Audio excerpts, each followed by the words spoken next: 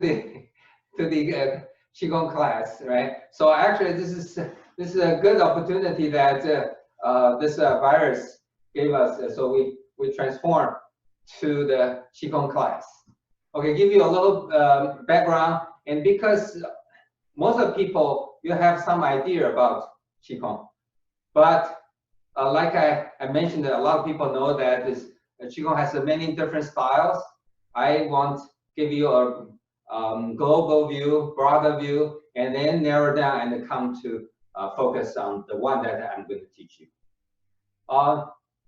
Most of the people know that Qigong has many different styles, just like in Tai Chi, we have many different styles. And for Qigong, we have two major categories. One is the so-called moving Qigong, or say Dong Gong. Sorry, so that's for people know Chinese, you're probably easy to understand. For the other big category is Jing Gong, so still sitting, it's not moving. So that's two big categories. And then the 8 brocades, or someone categorize the Tai Chi basic form as the moving Qigong or Dong Gong. For the Jing Gong, or say for the sitting one, there's also many styles. Like Yu Zhen was first starting with the lotus, right? So we have the single lotus, we have the double lotus, lotus sitting, the 莲花座 or the 盘腿. But for I learned many different styles. I like to give you a little more down to earth one, because a lot of Qigong is kind of mythical or say magical, 有点太玄了. So I will cut down all those. If you like those things, talk to me later. I can talk to you a lot of those mythical, magical, 玄的东西，我可以跟你们讲很多. But for this class, I will cut down all those. Just focus on the thing that we need to work to practice. And if you follow my steps, you should be able to get up to a certain level. And not like some, they just give you a very short instruction. For example, say 放空, so don't think. And if you don't think, if you're thinking, don't think, that's thinking. That's very difficult. But I know someone can do that. After they practice just for several months, they can achieve that. But I can't. So that's too hard for me. But for people, or for me, or I think majority of people, that if I ask you to concentrate on one thing, then it's easier. Even still very hard. But concentrate on one thing will be a lot easier. So this one, I will teach you the concentrate on one thing. And hopefully you can concentrate faster, and then you can direct your internal energy very easily. A little background, and so actually, you can print this up. I sent you the outline, right? Everybody, yes, right. So originally I was thinking about the videos, but I like to keep that for myself. At the end, right, you probably say my name, and then 1984 Chinese, and then 2004 English, and now several days ago I just re-edited. So this was my 1984, the Chinese version, and with a lot more detail. That was in Chinese language school. There's this person, he studied Tai Chi with me. And before he studied Tai Chi with me, he studied several Tai Chi and several Qigong also. After several years, he talked to me, and he realized that I know some Qigong that make him interested. So he said he wanted to learn Qigong. And I said, so if you can get some people. So he immediately get quite a few people. So we started a class. And for that class, I like it a lot. Why I like it? Because at that time, a lot of people, including Mr. Lin, they're looking, they were searching for good Qigong to learn. And they found my one actually very down to the earth, 没有学的东西, so not the, I don't add the mystical and the magical thing. And this is, if you follow me, you really can get something. And they practice a lot. So here the between the line, they practice a lot. And for that class, so many people got pretty good result. And even someone, there's a two that they told me that their chronic disease got very improved a lot. Because of that, then some people heard out there, so they want me start the next session. But that session was not. I don't have a good result. Why? I think because a lot of people just curious and say, "Oh, I'm interested in Qigong, so here's a Qigong class. I'm just sign up and doing that." They don't practice, or they only practice a little bit, and then you cannot get the idea and cannot get base. You cannot move on. Then you're sitting there, seems you did not learn anything. And if my student did not learn anything, means that I did not teach them anything. Not like Tai Chi. If you don't practice, you can show a single word push. Whether it's accurate, correct or not, that's another story. But at least you show a form, a posture. For sitting meditation, you say, I did not get anything. So actually, I was frustrated. So I did not teach Qigong anymore because they don't practice. Okay, so the reason that I want to give you a little background. And then 2004, so I put that, right? So yeah, so 20 years later. And this high schooler from Sudbury, he's very good tennis player. And in fact, I guess he was the top 2 in the state. And he practiced a lot. And he hurt himself. And finally, they diagnosed it who's got a stress fracture on his rib. And so he can't practice. And then somehow his father knows a good friend of mine and introduced him to my home, and he can come every week. And because he has a driving force, he wants to improve his health condition, and then so that he'd be able to play the tennis. So he practiced a lot, and he really improved a lot. Get back to the tennis court very quickly, and then end up he went to Brown University's tennis team. Anyway, so that's a little background. And for this, I'm intent to. So you see here, I have 23, right? So each week I will teach you one, and the one always depending on the previous one. So you need to practice and get the first one, the one that I teach you the week before. Then you come to the class, then you'll be able to continue or say can build upon that. The analogy is like that. So if you go to 23, so that means 23 stairs, like say go to the second floor. And if you want to jump reach the second floor, you can try to jump. You can practice a lot, but you probably cannot jump to the second floor. You will waste a lot of time. But for this one, I built the stairs. So you step one at a time, but you need to step on the stairs. So you step, then you will be able to reach to the second floor. So that's an analogy. So practice is very, very important.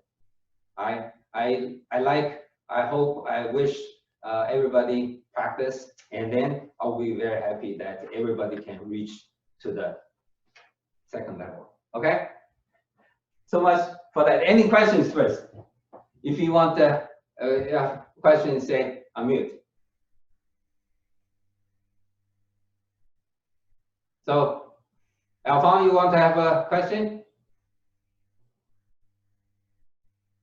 You need unmute. I muted everybody, so because there was an echo. Okay. Anyway, so if so I will continue that. So so a lot of, when I say sitting meditation, so a lot of people were thinking about it as the lotus or say pantui. But remember, so a lot of Qigong is especially has a long history and passed down.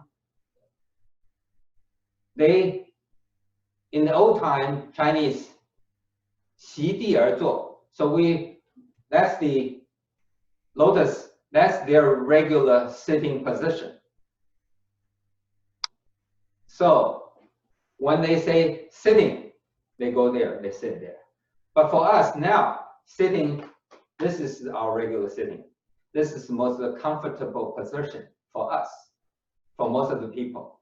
If you did not practice the lotus sitting position, you will feel a little uncomfortable in the beginning, at least.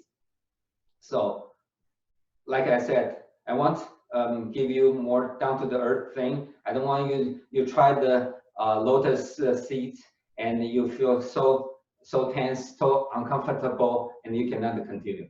So for this sitting, that's the most comfortable way. But like I said, it's very, very important is that, so same height as your leg. So see, this has to be horizontal. So you don't want to find the seats like this or two shallows like this.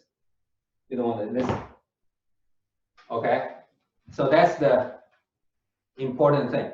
So you want to find your chair, the best chair, and then notice that, oh, you cannot see it here. Notice that I'm sitting only 3 or 5 inches of the seat. I don't sit like this, right? I don't sit like this. So only this much. Okay, and then keep your body straight.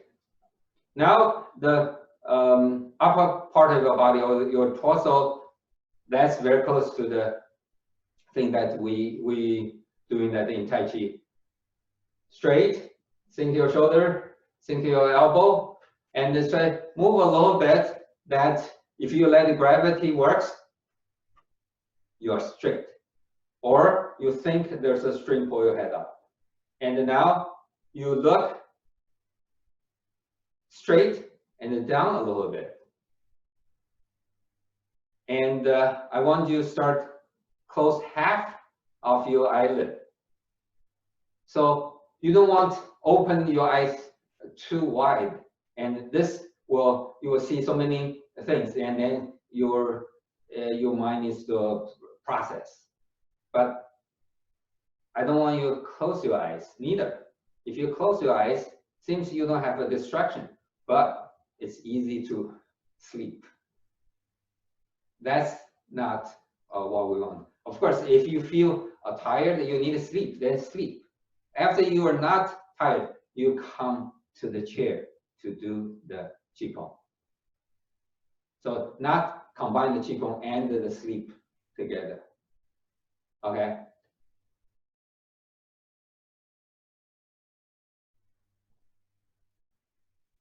Any questions so far? Okay. Now, the first one is the abdominal breathing. So 腹式呼吸. So this one actually is not the Qigong just yet. So what do you mean it's not Qigong just yet? Okay, this is just a regular breathing, right? For me, if it's category as Qigong, then your mind needs to think about other things to improve your Qi. That's Qigong. But this particular Qigong is based upon the based on your breathing. So we want you get used to, and you can do that, the abdominal breathing, no problem. So the first class, I like you to do your breathing. Oh, before that, give you a little history background. The Qigong that I learned always is passed down. I don't learn those Qigong that someone suddenly say, oh, I invented that. Oh, I remember there's one in Taiwan, actually it's quite famous, but in his book, he don't have any lineage. And finally, people ask him, and the most detail is that, oh, I went to picnic, walk together with my high school friend, and the high school friend's uncle knows Qigong, so I talked to his uncle later, and then I learned from him. So that's kind of strange. So the lineage for this one. So the other thing is that Qigong. So most of the martial art has its Qigong aspect, including Tai Chi, Shaolin, and this many others. And so this one belongs to the Buddhism, the Shaolin. So the Southern Shaolin, Nan Shaolin. And so that's why you will see that some name is quite strange. You say, okay, 铁腹功, so iron abdomen, right? And 铁劲功, so iron shin. So that was, they practice their martial arts. And so they want practice, so get the Qi to here. So later on, you can withstand the kick or a pole. But I'm taking all the martial art aspect out just for the health purpose. But the way that you practice is very similar. Okay, so that's the background of this particular Qigong. So that's why I say this is for Qigong for health. It's not Qigong for martial art, although this is from the Southern Shaolin. Okay, so for this one, actually the first class, I mentioned over the years, I mentioned several times. So some people already know, some people don't know, or you heard I talking, but you never try it. So this is just make sure that everybody in the same page. So next week, we can really dive into the Qigong, real Qigong, and I will not talk too many things about the background and this. Of course, if you have a question or philosophy that you can ask. So, definition. Qi Hai, or Qi of the C of the Qi, is 3-finger width under your belly button or your navel. So that's a position. Remember the definition. So that's a position. It's an acupuncture point. So it's a point. It's a dot. It's a very small area. And then when people refer to dantian or pellet field, that's the area center from your Qi Hai. That area is around one, about 3 inches. Okay, so definition, Qi Hai. So how about I will start saying Qi Hai. Qi Hai is the point, 3-finger width under your belly button. That's a point. And then dantian is the field around that point. So that hopefully that's clear, right? That should be clear. So see it's what clear today. Tomorrow I don't remember it. I'll okay. write it down. Okay, yeah. So good. And any question, just bring up, right? Okay, now use your hands like this, right? So your middle finger pointing to Qi Hai, the point. and then your left hand hold like this, right? Pushed in. So left hand is to help you to push in. So when you exhale, you push in so that your belly is in, smaller. When you want inhale, you let it go so that your belly will expand, come out like that. So this is a help for this. A lot of people, you'll say, I already can do that abdominal breathing. When I inhale, my lower abdomen can go up, go out, expand, and then exhale, you go in. Then you don't need this. This is down to earth secret. 这是秘诀。很多人就 so many people just can't do or very hard to get the abdominal breathing. So this one is a secret key to get you learn to the abdominal breathing. Everybody can do if you practice, follow the secret. So now we can try together.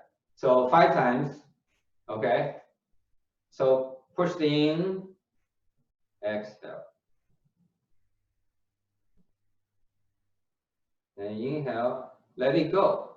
It will automatically expand, right? So thinking that way, expand is just, it's automatically go back. In, push it in, and then it go, that's inhale, right?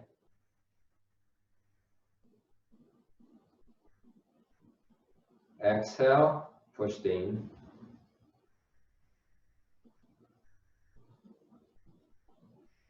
Inhale, let it go, so your belly is moving out.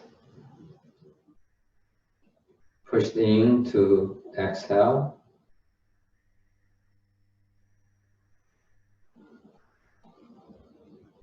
Let it go, inhale.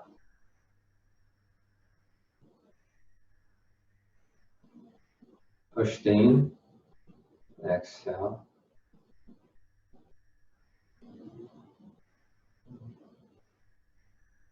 Let it go, inhale. Push in, exhale. Let it go, inhale. Okay, can you do that? So Question. things are, oh, question? How hard we need to push in? Oh, okay, good question. So push gradually as hard as possible. So as in as possible, more as possible. So later on, we want to do 细长慢柔, same thing, right? Just like in Tai Chi, right? So thin, long, slow, and then very smooth. So see, when you push in, right? So you want to gradually push in. Then when you let it go, you let it go. Very smooth. And you push in. And you want to do it as slow, as long, as smooth as possible. In order to do that, you need to do very thin, very small, right? Just like a thread. Good question, right? So, in other words, the timing is depend individually. Yes. Okay, good question. See, earlier, what I was just doing that's a lot of faster than what I usually do. I just want to give you a sense that how to synchronize with your breathing and your abdominal up and down together with your breathing. Later on, you will see that I have actually 2 or 3 methods. Just try to build up your qi, the length of your qi. So later on, we'll work on that specifically. For now, this is the basic, get the abdominal breathing together. And hopefully you don't need your hands to help. You can do that. So now try once, see if you don't, you need the hands or not. If you don't need the hands, you can just do. It's too bad you cannot see it. So Eugene probably can see it. See here, see, right? I don't need my hands, so it's hard for you to see it. So if you don't need to use your hand to help the expanding and the contract your lower abdomen, use your hand pointing to the point of qi hai, C of the qi, right? And then push up and down together with synchronized with your breathing, inhale, exhale. And then we want the range as big as possible. So to Alphonse's question, so you want to push as much as possible. Don't worry, you will not hurt yourself. You push the in and then you let it go. So it's kind of things is the reverse. A lot of people were saying that, okay, let it go. I need to expand, so I need to push out. No, it's reverse. It's automatic. It's natural. Or you can think about a basketball. If the basketball don't have enough air inside, but it got say only halfway, when you try to bounce, it will not bounce. But it's still, you can see it's just like a round, not flat, right? So it's still round. So you can easily push the in, and then when you let it go, you push the in. If you it's a ball, right? So if you push the in, you're good. And then when you let it go, it will expand, automatic, bang, right? So then you push it, then you come out like that. So the way that later is that when you exhale, you try to tighten, so that go in. Then when you let it go, you will go and hopefully go here. And if you help a little bit with the momentum, then you will even expand out from the flat to out. So that's the way.